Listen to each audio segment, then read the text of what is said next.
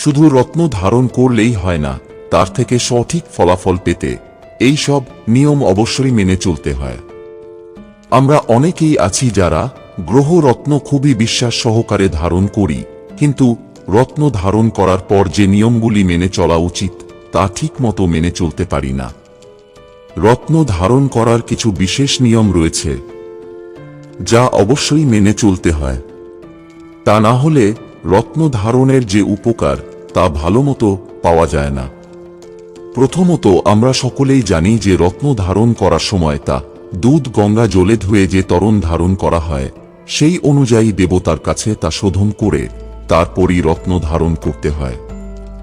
আবার যে রত্ন ধারণ করা হচ্ছে সেই অনুযায়ী বার দেখে তারপর রত্ন ধারণ করতে হয়। এছাড়া যে কোনো শুভ তিথি দেখে তবেই রত্ন ধারণ করতে লাগে।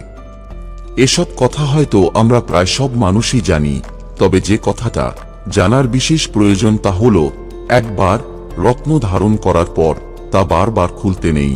যদিও বা বিশেষ কোনো কারণে রত্ন খুলতেই হয়, তাহলে তার কিছু নিয়ম রয়েছে যা অবশ্যই মেনে চলতে হয়।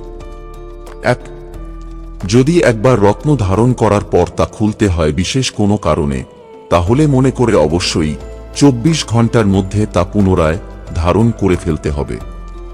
2, আর যদি রত্ন ধারণ করার পর তা খোলা হয় এবং কোনো কারণে খোলার 3 মাস সময় অতিবাহিত হয়ে যায়, তাহলে সেই রত্ন পুনরায় শোধন করে তবেই ধারণ করতে হয়।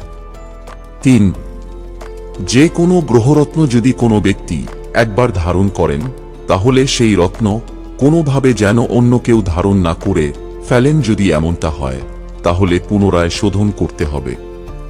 4, প্রত্যেকটি গ্রহরত্নই মাঝে মধ্যে দুধ গঙ্গা জলে ধুয়ে নিতে হয়। 5, রত্ন শোধন করার সময় নিজের নাম গোত্র অবশ্যই দিতে হবে। বন্ধুরা, ভিডিওটি ভালো লাগলে লাইক করুন এবং আমাদের চ্যানেলে নতুন হয়ে থাকলে সাবস্ক্রাইব করুন। ধন্যবাদ। আপনার দিনটি শুভ হোক।